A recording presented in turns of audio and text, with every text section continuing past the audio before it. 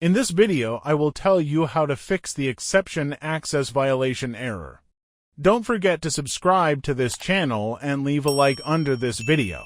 Start by updating your graphics card drivers because outdated or corrupted GPU drivers are one of the most common causes of this issue. If updating drivers does not help, open Settings, then go to System, Display, Graphics, and Advanced Graphics Settings. Here, disable hardware accelerated GPU scheduling and restart your computer. For many players, this alone is enough to stop random crashes and memory-related errors. If the problem still occurs, try setting a higher priority for the game in Task Manager.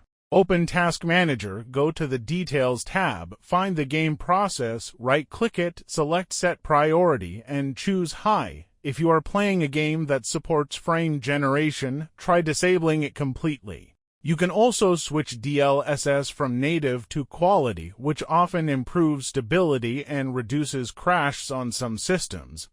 After making these changes, launch the game again and check whether the exception access violation error still appears.